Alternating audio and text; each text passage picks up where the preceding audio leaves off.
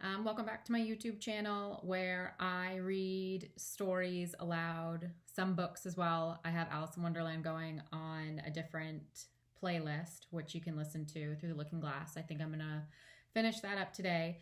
But for right now, what I'm going to read is another Edgar Allan Poe story. I just did The Mask of the Red Death. And today I'm going to do The Cask of Amontillado. And I'd hold this up the whole time, but my hands are not that strong. I have terrible upper body strength. So I'm going to read this one out loud because we are in where I'm from. We just got the stay-at-home order for all the way through May 4th. And it's good because it's what needs to happen. But staying at home with everybody in one space is a lot. Even if you like your people, which I hope you do, it's a lot. And I feel like the Cask of Amontillado is just very fitting because sometimes maybe you just want to do what Montresor does, but you know you can't, and so you can live vicariously. So yeah, as I said in previous YouTube videos, and I'll say in this one, I'm not a professional audiobook reader, but I just do my best. And at some point, if my dogs bark, I'm really sorry. It's also really windy here today, and I live in a wind tunnel anyway, and it'll probably pick up on the mic, and I'm really sorry about that. But without further ado, this is The Cask of Amontillado by Edgar Allan Poe.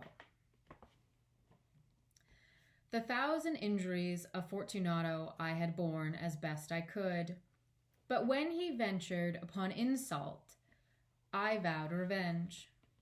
You, who so well know the nature of my soul, will not suppose, however, that I gave utterance to a threat.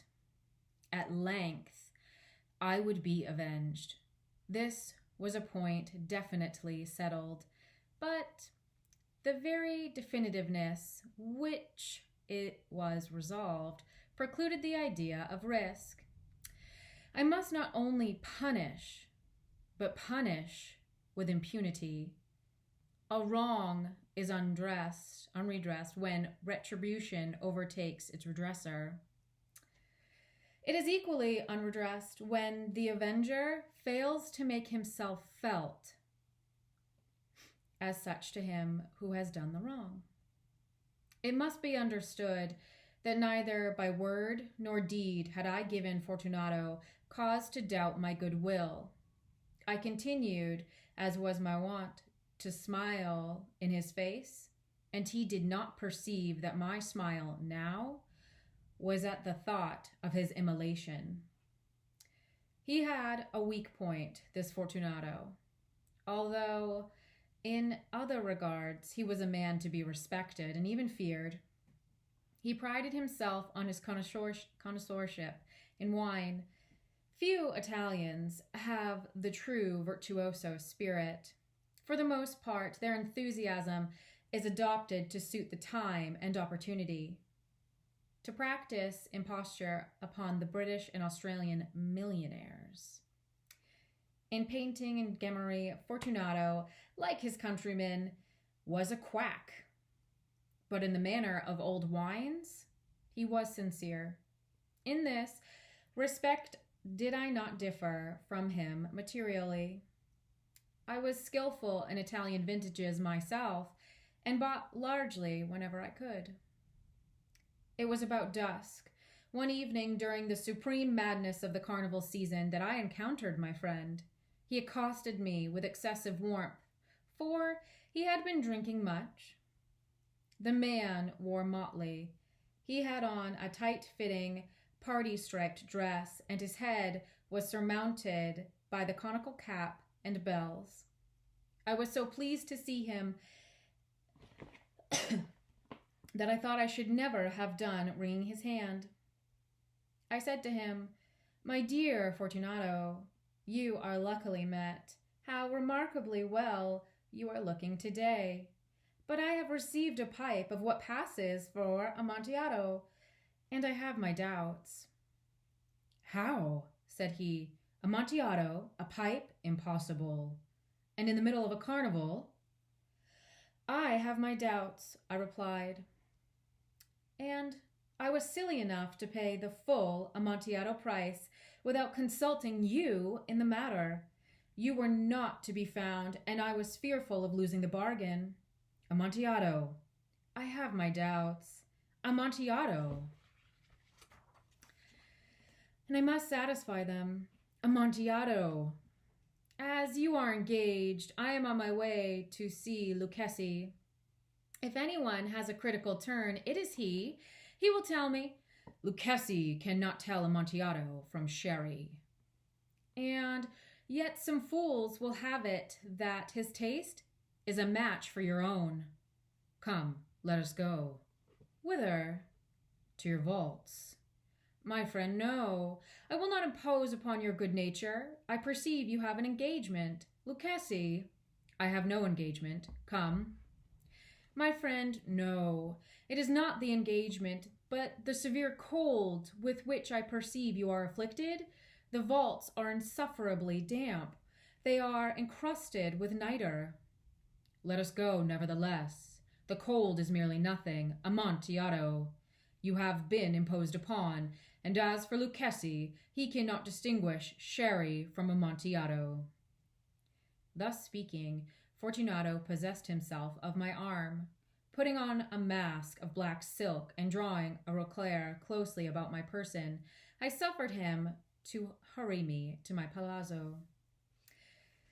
There were no attendants at home. They had absconded to make merry in honor of the time. I had told them that I should not return until the morning, and had given them explicit orders not to stir from the house. These orders were sufficient, I well knew, to ensure their immediate disappearance, one and all, as soon as my back was turned. I took from their sconces 2 flambeaux, and giving one to Fortunato, bowed him through several suites of rooms to the archway that led into the vaults. I passed down a long, winding staircase, requesting him to be cautious as he followed. We came at length to the foot of descent, and stood together on the damp ground of the catacombs of the Montresors. The gait of my friend was unsteady, and the bells upon his cap jingled as he strode. The pipe, said he. It is further on, said I. But observe the white webwork which gleams from these cabin walls. He turned towards me and looked into my eyes with 2 filmy orbs that distilled the rheum of intoxication. Nitre, he asked at length. Nitre, I replied. How long have you had that cough? Ugh, ugh, ugh, ugh, ugh, ugh, ugh, ugh, ugh, ugh, ugh, ugh, ugh, ugh. My poor friend found it impossible to reply for many minutes. It is nothing, he said at last. Come, I said with decision. We will go back. Your health is precious. You are rich, respected, admired, beloved. You are happy, as I once was. You are a man to be missed. For me, it is no matter. We will go back. You will be ill, and I cannot be responsible. Besides, there is Lucchesi. Enough, he said. The cough is a mere nothing. It will not kill me. I shall not die of a cough. True, true, I replied. And indeed, I had no intention of alarming you unnecessarily, but you should use all proper caution. A draught of this medic will defend us from the damp. Here I knocked off the neck of the bottle, which I drew from a long row of its fellows that lay upon the mould. Drink, I said, presenting him the wine. He raised it to his lips with a leer. He paused and nodded to me familiarly while his bells jingled. I drink, he said, to the buried that repose around us. And I, to your long life. He again took my arm and we proceeded. These vaults, he said, are extensive. The Montresors, I replied, were a great, numerous family. I forget your arms. A huge human foot dure in a field azure. The foot crushes a serpent rampant whose fangs are embedded in the heel. And the motto, Nemo me impune licite. Good, he said. The wine sparkled in his eyes, and the bells jingled. My own fancy grew warm with the medic. He had passed through walls of piled bones, with casks and puncheons intermingling, into the inmost recesses of the catacombs.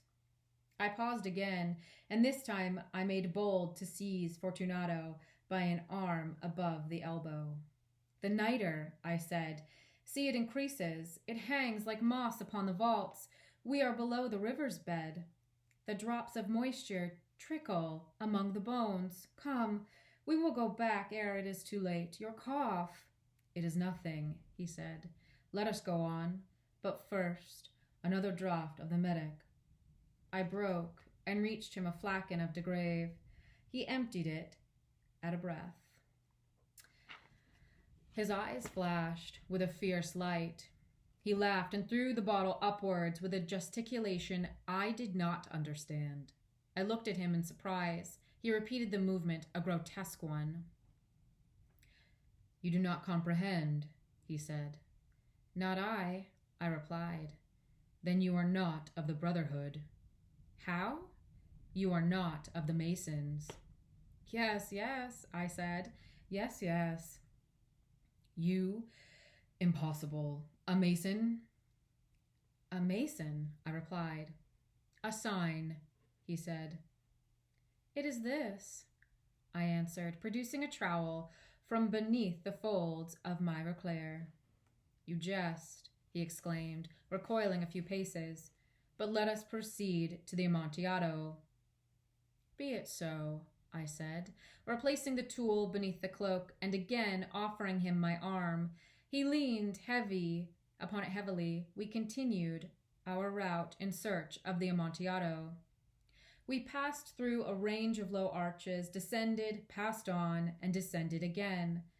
Arrived at a deep crypt in which the foulness of the air caused our flambeau rather to glow than flame. At the most remote end of the crypt there appeared another less spacious. Its walls had been lined with human remains, piled to the vault overhead, in the fashion of the great catacombs of Paris. 3 sides of this interior crypt were still ornamented in this manner. From the 4th, the bones had been thrown down and lay promiscuously upon the earth, forming at one point a mound of some size. Within the wall, thus exposed by the displacing of the bones, we perceived a still interior recess.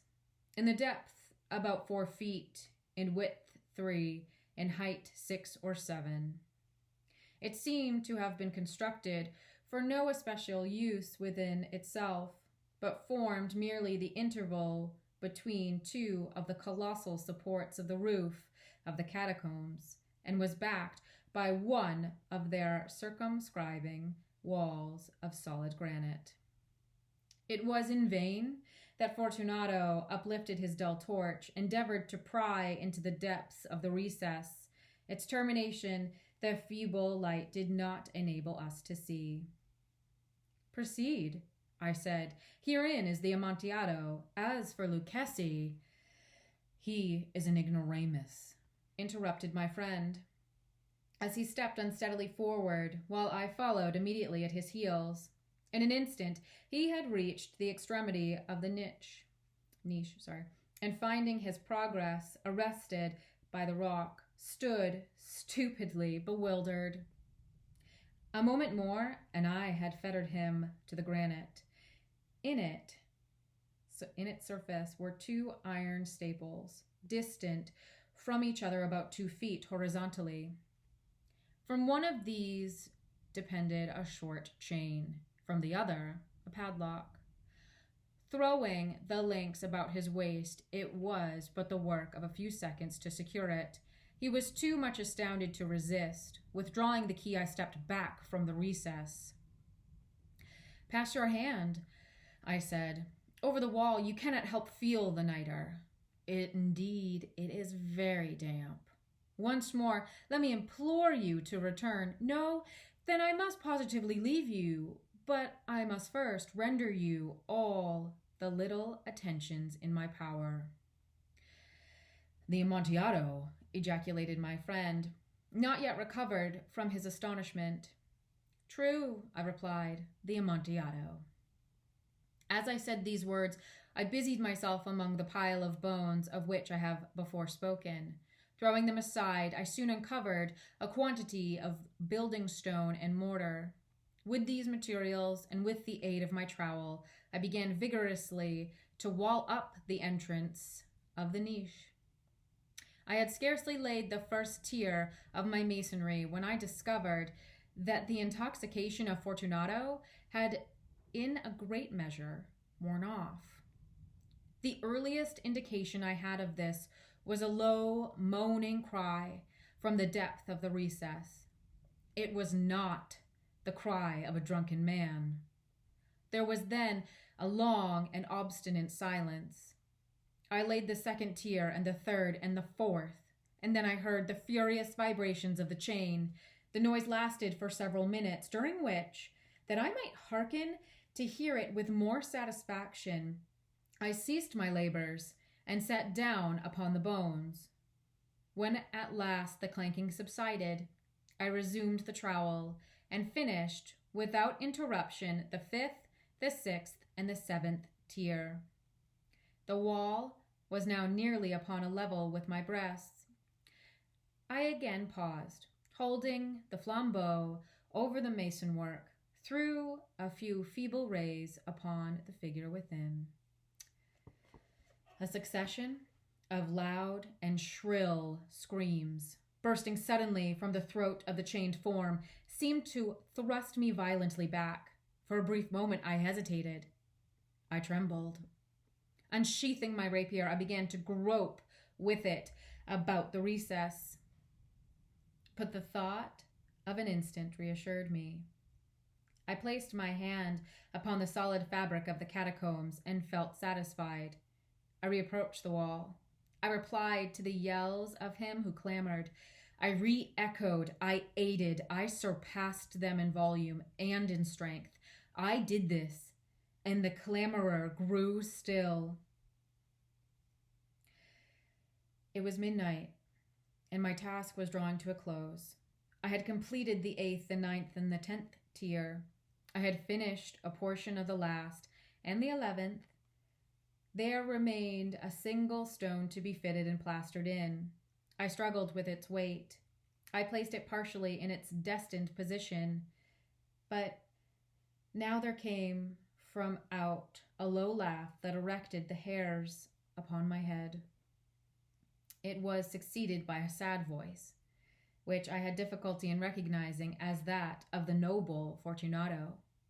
The voice said, "Ha ha ha, he he, a very good joke indeed, an excellent jest.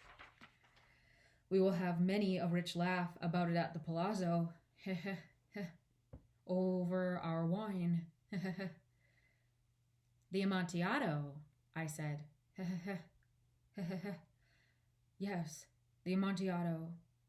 But is it not getting late? Will they not be awaiting us at the palazzo, the Lady Fortunato and the rest? Let us be gone." "Yes," I said, "let us be gone. For the love of God, Montresor." "Yes," I said, "for the love of God." But to these words I hearkened in vain for a reply. I grew impatient. I called aloud, "Fortunato!" No answer. I called again, "Fortunato!" No answer still. I thrust a torch through the remaining aperture and let it fall within. There came forth in return only a jingling of the bells. My heart grew sick on account of the dampness of the catacombs. I hastened to make an end of my labor. I forced the last stone into its position and plastered it up. Against the new masonry, I erected the old rampart of bones. For the half of a century, No mortal has disturbed them. In pace requiescat. And that's the end of the Cask of Amontillado. I also messed up as I said something, and I knew it the moment I did it, and it was the Scottish bit. And so it's Nemo me impuna lacessit. That's how you say it. And I messed up as I did it. I'm really sorry, but what can you do? I hope you enjoyed the Cask of Amontillado and found some cheeky humor in that. Please don't wall people that you're quarantined or stuck at home with, or like loving your life that you're home with them. Please don't wall them up, because that's a big no-no, and it's not as easy to do anymore because this is a totally different time. Yeah, so I hope you enjoyed. I hope that you are home and safe and healthy, and this provided you some sort of entertainment. If you want me to read a specific story or a specific novel, you can let me know. You can put it in the comments and I'll try to get to it if it's public domain.